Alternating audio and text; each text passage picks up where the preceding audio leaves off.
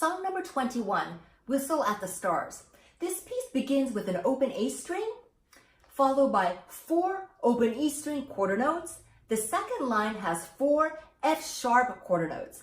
In class, we learned that the F sharp we use by placing our first finger, index finger, on the E string, which is right here. The index finger is placed on the tape closest to the scroll. So my tape is right here. I'm going to put my first finger there. So let's begin this piece by getting into ready position. Thumb is right here on the side of the neck. My bow arm is ready. With my fingers spread apart, I'm going to place my bow at the frog on the A string. After 4 beats, please.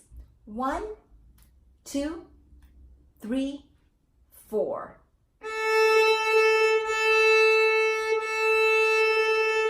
E string.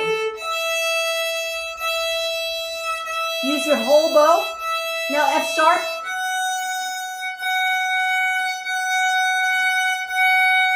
One, 2, rest, rest. Make sure you stop your bow after the second beat of the half note, and then you count rest, rest, freeze for a few seconds, then put your violin down to finish the piece.